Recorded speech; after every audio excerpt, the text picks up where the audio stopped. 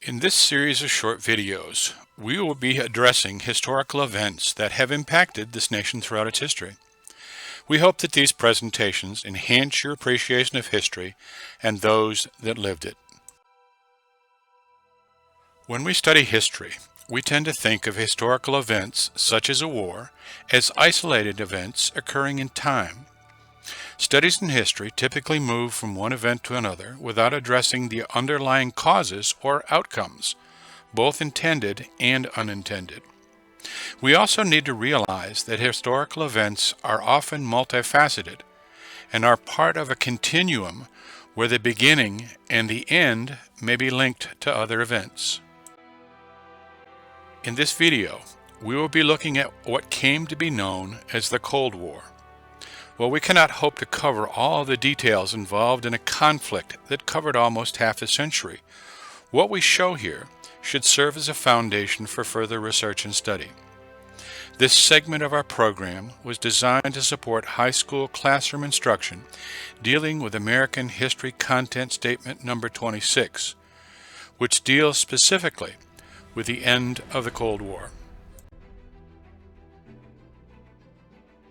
Additionally, however, there are a number of other content statements in both American and world history studies that can also be touched upon as this topic is discussed.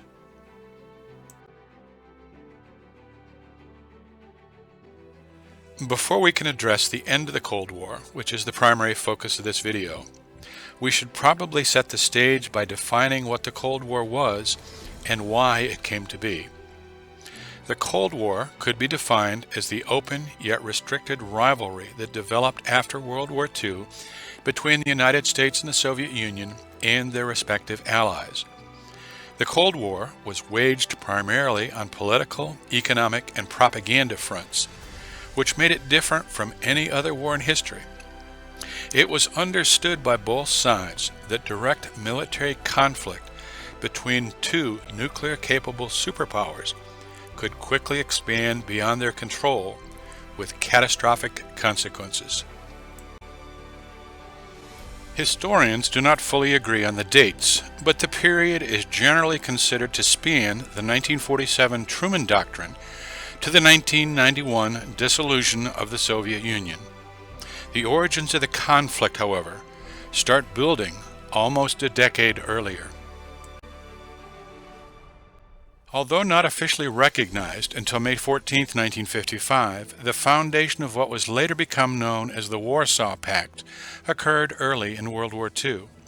In 1939, the USSR entered into an agreement with Nazi Germany that contained a secret protocol that divided Romania, Poland, Latvia, Lithuania, Estonia, and Finland into German and Soviet spheres of influence.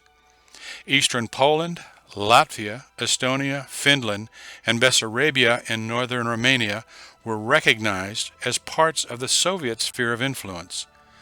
Lithuania was added in a second secret protocol in September of 1939. The origins of what would become the Cold War were set primarily during two conferences held toward the end of World War II between the leaders of Great Britain, the Soviet Union, and the United States. The focus of the discussion at these two meetings was to shape post-war peace, but as events show, they also served to challenge world peace for another 46 years.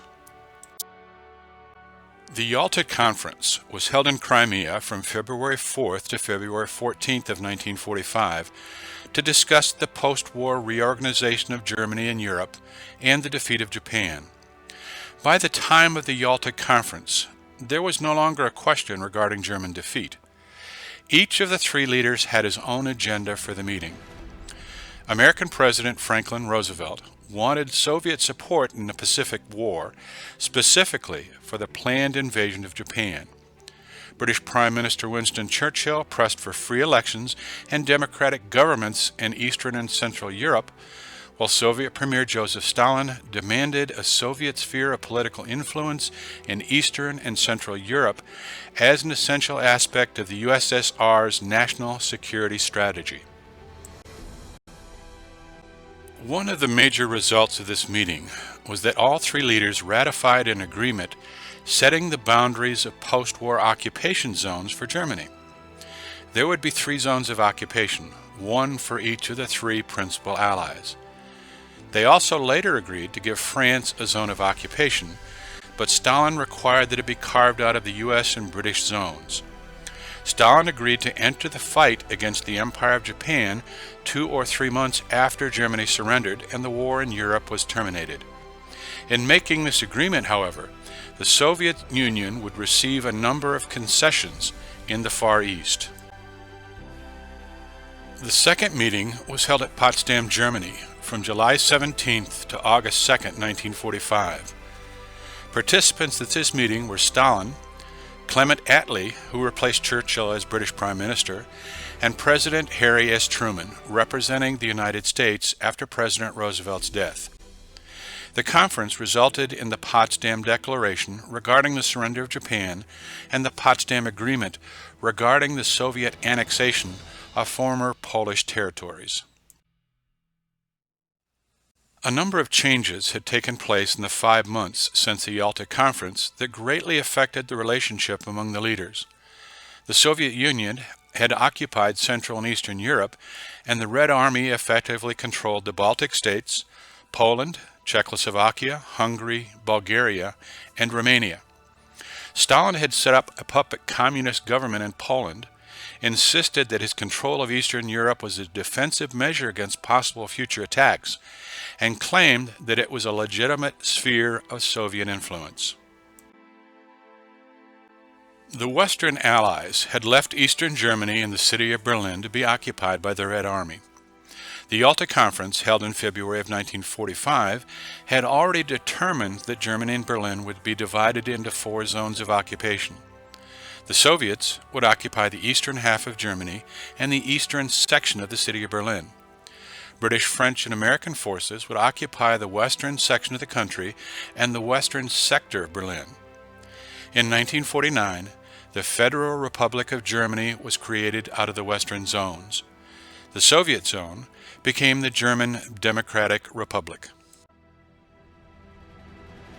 In addition, at the Yalta Conference, the Allies agreed that an undivided post-war Korea would be placed under 4-power multinational trusteeship.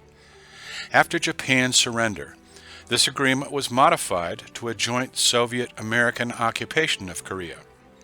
The agreement was that Korea would be divided and occupied by Soviets from the north and Americans from the south. Korea, formerly under Japanese rule, and which had been partially occupied by the Red Army following the Soviet Union's entry into the war against Japan, was divided at the 38th parallel. That military line became a political line in 1948 when the separate republics emerged on both sides of the 38th parallel, each republic claiming to be the legitimate government of Korea. This culminated in the North invading the South, starting the Korean War 2 years later. Truman had mentioned an unspecified powerful new weapon to Stalin during the conference. Stalin, however, had full knowledge of the atomic bomb's development from Soviet spy networks inside the Manhattan Project. The bombings of Hiroshima and Nagasaki in August of 1945 prompted Stalin to order the development of Soviet nuclear weapons, and on August 29, 1949, the Soviet Union conducted its first nuclear test. The nuclear arms race had begun. Following the surrender of Nazi Germany in May of 1945, the uneasy wartime alliance between the United States and Great Britain on one hand and the Soviet Union on the other began to unravel. The Soviets were determined to maintain control of Eastern Europe, and they were intent on spreading communism worldwide. By 1948, the Soviet Union had annexed several occupied countries and converted them into Soviet-controlled satellite states. These included the People's Republic of Poland, the People's Republic of Hungary, the Czechoslovak Socialist Republic, the People's Republic of Romania, the People's Republic of Bulgaria, the People's Republic of Albania, and later the German Democratic Republic, formed from the Soviet zone of German occupation. The Cold War reached its first peak during the period between 1948 and 1953. In this period, the Soviets unsuccessfully blockaded the Western-controlled sectors of West Berlin in 1948 and 1949, resulting in the Berlin Airlift. In 1949, the United States and its European allies formed the North Atlantic Treaty Organization, or NATO, a unified military command to resist the Soviet presence in Europe. The Soviets exploded their first atomic warhead in 1949, thus ending the American monopoly on the atomic bomb. The Chinese Communists also came to power in mainland China in 1949, giving the Soviet Union a powerful ally. Finally, the Soviet-supported Communist government of North Korea invaded the U.S.-supported South Korea in 1950, setting off an indecisive Korean War that lasted until 1953. From 1953 to 1957, Cold War tensions relaxed somewhat, largely owing to the death of longtime Soviet dictator Joseph Stalin in 1953. Nevertheless, the standoff remained. On May 14, 1955, under the direction of Soviet Premier Nikolai Bulganin, the Warsaw Pact was formed as a mutual defense organization composed originally of the Soviet Union, Albania, Bulgaria, Czechoslovakia, East Germany, Hungary, Poland, and Romania. The treaty also allowed for the maintenance of Soviet military units on the territories of the other participating states. The Warsaw Pact was, however, the first step in a more systematic plan to strengthen the Soviet hold over its satellites. It quickly became apparent that Europe would remain a standoff without potentially catastrophic results. So the Soviets started looking at the Third World rather than Europe as an arena in which it could win the Cold War. Moscow would, in later years, fuel arms buildups in Africa. African countries, used as proxies in the Cold War, would often become failed states of their own. When Nikita Khrushchev took power in the Soviet Union in 1958, it ushered in another intense stage of the Cold War. The United States and the Soviet Union began developing intercontinental ballistic missiles, and in 1962, the Soviets began secretly installing missiles in Cuba that could be used to launch nuclear attacks on U.S. cities. This sparked the Cuban Missile Crisis, a confrontation that brought the two superpowers to the brink of war before an agreement was reached to withdraw the missiles. The Cuban Missile Crisis showed that neither the United States nor the Soviet Union were ready to use nuclear weapons for fear of the other's retaliation. The two superpowers soon signed the Nuclear Test Ban Treaty in 1963, which banned above-ground nuclear weapons testing. But the crisis also hardened the Soviets' determination never again to be humiliated by their military inferiority, and they began a buildup of conventional military forces, particularly in Eastern Europe. Throughout the Cold War, the United States and the Soviet Union avoided direct military confrontation in Europe and engaged in actual combat operations only to keep allies from defecting to the other side or to overthrow them after they had done so. The Warsaw Pact, particularly its provision for the garrisoning of Soviet troops in satellite territories, became a target of nationalist hostility in Poland and Hungary during the uprisings in those two countries in 1956. The Soviets also sent troops to preserve communist rule in East Germany in 1953, Czechoslovakia in 1968, and Afghanistan in 1979. For its part, the United States helped overthrow a left-wing government in Guatemala in 1954, supported the unsuccessful invasion of Cuba in 1961, invaded the Dominican Republic in 1965, and Grenada in 1983, and undertook a long and unsuccessful effort to prevent Communist North Vietnam from bringing South Vietnam under its rule during the period 1964 to 1975. In the course of the 1960s and 1970s, however, the struggle between the Soviet and American blocs gave way to a more complicated pattern of international relationships, in which the world was no longer split into two clearly opposing blocs. A major split had occurred between the Soviet Union and China in 1960 and widened over the years, shattering the unity of the communist bloc. In the meantime, Western Europe and Japan realized significant economic growth in the 1950s and 1960s, reducing their dependency on the United States. Less powerful countries now had more room to assert their independence and often showed themselves resistant to superpower coercion. The 1970s saw an easing of Cold War tensions primarily through agreements in 1972 and in 1979, in which the two superpowers set limits on their anti-ballistic missiles and on their strategic missiles capable of carrying nuclear weapons.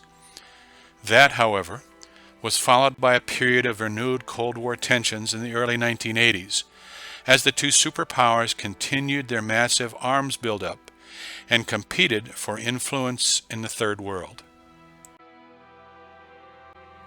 It was at this point the empire that was the Soviet Union began to show weaknesses. During the short period that Yuri Andropov served as General Secretary, the pace of decline increased. Andropov faced a series of foreign policy crises. The hopeless situation of the Soviet army in Afghanistan, threatened revolt in Poland, growing animosity with China, the threat of war in the Middle East, and troubles in Ethiopia and South Africa. The most critical threat was the Second Cold War launched by American President Ronald Reagan, and a specific attack on rolling back what he denounced as the evil empire. Reagan was using American economic power and Soviet economic weakness to escalate massive spending on the Cold War, emphasizing high technology that Moscow lacked. The main response by the Soviets was raising military spending to 70% of the national budget and supplying billions of dollars worth of military aid to Syria, Iraq, Libya, South Yemen, Cuba, and North Korea. In addition to the failing economy, the prolonged war in Afghanistan, often referred to as the Soviet Union's Vietnam War, led to increased public dissatisfaction with the communist regime. After the deaths of three successive elderly Soviet leaders, Leonid Brezhnev in November of 1982, Yuri Andropov in February of 1984, and Konstantin Cherenkov in March of 1985, the Soviet Politburo were forced to look to younger men to run the nation. In March of 1985, the Politburo elected Mikhail Gorbachev as Communist Party General Secretary. Gorbachev was a relatively young, reform-oriented leader with more focus on scientific or technical knowledge than his predecessors. More importantly, he was of a generation who had begun their careers during the period of de-Stalinization, or the rejection of hardline communist philosophy. When Gorbachev assumed the reins of power in the Soviet Union, no one predicted the revolution he would bring. A dedicated reformer, Gorbachev introduced the policies of Glasnost and Perestoika. Glasnost, or openness, meant a greater willingness on the part of Soviet officials to allow Western ideas and goods into the USSR. Perestroika was an initiative that allowed limited market incentives to Soviet citizens. Prior to this time, the USSR had strictly prohibited liberal reform and maintained an inefficient command economy in which the government controlled and regulated production, distribution, and prices. Gorbachev hoped these changes would be enough to spark the sluggish Soviet economy. Freedom, however, is addictive. Massive bad publicity worldwide came when Soviet fighters shot down a civilian airliner, Korean Air Flight 007, which carried 269 passengers and crew. Together with its low credibility explanation of the meltdown of the nuclear reactor at Chernobyl in 1986, The episode demonstrated an inability to deal with public relations crises. The Soviet propaganda system was only aimed at people who were already committed friends of the Soviet Union. The greater political and social freedoms sought by Gorbachev created an atmosphere of open criticism of the communist regime. Relaxation under Glasnost resulted in the Communist Party losing its absolute grip on the media. Before long, and much to the embarrassment of the authorities, the media began to expose severe social and economic problems that the Soviet government had long denied and actively concealed. The rise of nationalism under this new freedom of speech soon reawakened ethnic tensions in various Soviet republics, further discrediting the ideal of a unified Soviet people. On June 12, 1987, American President Ronald Reagan challenged Gorbachev to go further with his social and democratic reforms with a highly symbolic gesture.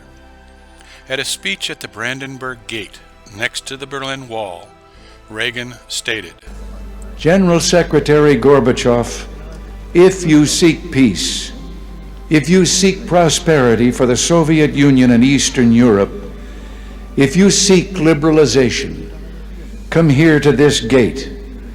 Mr. Gorbachev, open this gate.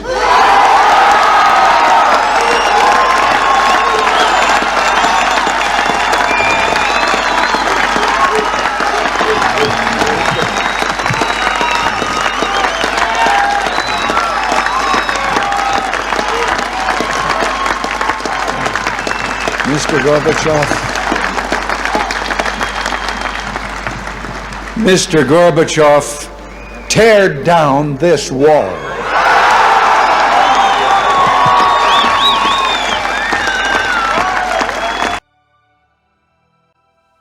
The unraveling of the Soviet bloc began in Poland in June of 1989. Grassroots organizations, such as Poland's Solidarity Movement, rapidly gained ground with strong popular bases. In February of 1989, the Polish government opened talks with the opposition, known as the Polish Round Table Agreement, which allowed elections with participation of anti-communist parties in June of 1989. The world watched with anxious eyes, expecting Soviet tanks to roll into Poland, preventing the new government from taking power. Gorbachev, however, refused to act. Like dominoes, Eastern European communist dictatorships fell one by one. The initially inconspicuous opening of a border gate of the Iron Curtain between Austria and Hungary in August of 1989 triggered a chain reaction. Also in 1989, the communist government in Hungary started to negotiate organizing of competitive elections, which took place in 1990. In Czechoslovakia and East Germany, mass protest unseated communist leaders. In November of 1989, East and West Germans were tearing down the Berlin Wall with pickaxes. The communist regimes in Bulgaria and Romania also crumbled, in the latter case as a result of a violent uprising. After the democratic revolutions of 1989 in Eastern Europe, the Warsaw Pact was formally declared non-existent on July 1, 1991, at a final summit meeting of Warsaw Pact leaders in Prague, Czechoslovakia. Deployed Soviet troops were gradually withdrawn from the former satellites, now politically independent countries. The decades-long confrontation between Eastern and Western Europe was formally rejected by members of the Warsaw Pact, all of which, with the exception of the Soviet successor state of Russia, subsequently joined NATO. These changes seemed to establish a new relationship between the two superpowers. This new relationship was demonstrated by the joint American-Soviet opposition to Iraq's invasion of Kuwait. The Soviet Union voted in the United Nations Security Council to authorize the use of military force against its former Middle Eastern ally. Several existing conflicts in the Third World nations such as Cambodia, Angola, and Nicaragua related to the Cold War would come to an end during this era of cooperation, with both the Soviet Union and the United States working together to pressure their respective proxies to make peace with one another. Overall, this détente, which accompanied the final twilight of the Cold War, would help bring about a relatively more peaceful world. Demands for freedom soon spread to the Soviet Union itself. The Soviet Union recognized the independence of the Baltic states of Estonia, Latvia, and Lithuania on September 6, 1991. Talks of similar sentiments were heard in the Ukraine, the Caucasus region consisting of the countries of Armenia, Azerbaijan, and Georgia, and the Central Asian states of Kazakhstan, Kyrgyzstan, Turkmenistan, and Uzbekistan. Here, Gorbachev wished to draw the line.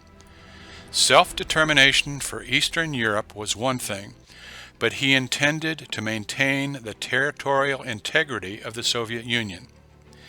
In 1991, he proposed a Union Treaty, giving greater autonomy to the Soviet republics while keeping them under central control. More open elections led to the election of candidates opposed to Communist Party rule. In August of 1991, a coup by conservative hardliners took place. Gorbachev was placed under house arrest. Meanwhile, Boris Yeltsin, the leader of the Russian Soviet Republic, demanded the arrest of the hardliners.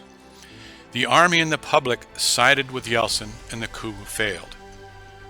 Nationalist leaders like Yeltsin were far more popular than the previous Soviet leadership, even with the softened policies put in place.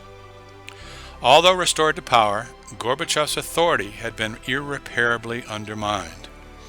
In December of 1991, Ukraine, Belarus, and Russia itself declared their independence. On December 26, 1991, the USSR officially dissolved. 15 newly independent nations were born from its remains, including a Russia with a democratically elected anti-communist leader. The Cold War had come to an end. Unfortunately, the conflicts did not, some even continuing to today. Yugoslavia threw off the yoke of communism only to dissolve quickly into violent civil war. The Yugoslav wars were a series of separate but related ethnic conflicts, wars of independence, and insurgencies fought in the former Yugoslavia from 1991 to 2001, which led to the breakup of the Yugoslav Federation in 1992. Its constituent republics declared independence despite unresolved tensions between ethnic minorities in the new countries, fueling the wars. In 1992, because of growing nationalist tensions within the new government, Czechoslovakia was peacefully dissolved by Parliament. On January 1, 1993, it formally separated into two independent countries, the Czech Republic and Slovakia.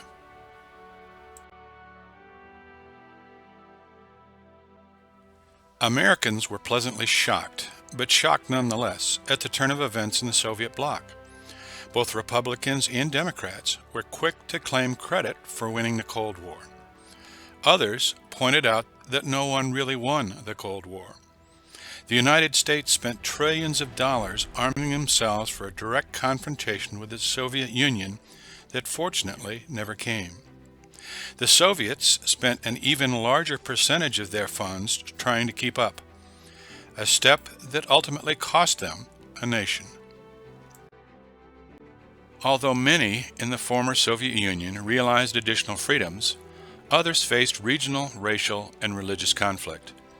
While the central government in the Russian Republic still remains strong, many in the country still seek additional freedom and an expanded political voice, concepts that had brought about change in the former Soviet satellite states. However, most opposition organizations independent from the Kremlin encounter restrictive laws on new political parties and strict censorship in government-controlled major mass media outlets. Leading members of opposition groups have become targets of violence, including arrest, harassment, and even assassinations. Most Americans, on the other hand, found it difficult to get used to the idea of no Cold War. Since 1945, Americans were born into a world that featured anti-communist witch hunts, backyard bomb shelters, a space race, a missile crisis, détente, and the Star Wars defense proposal. Now the enemy was beaten, but the world remained unsafe. In many ways, facing one superpower was simpler than challenging dozens of rogue states and renegade groups sponsoring global terrorism, especially when the terrorist organizations can strike anywhere. So what has the world learned from the Cold War? Hopefully, we have realized the hopelessness of nuclear conflict. Both sides stepped to the brink and then hesitated. As George Santayana wrote in his work Life of Reason in 1905, those that cannot remember the past are condemned to repeat it. State-sponsored terrorism and widespread nuclear proliferation are now among the world's greatest fears, so it does not appear that human conflict is a lesson that has been learned. In 1922, Santayana wrote a passage in another of his works, entitled Soliloquies in England and Later Soliloquies. Here he penned the following: "Yet the poor fellows think they are safe. They think that the war is over. Only the dead have seen the end of war."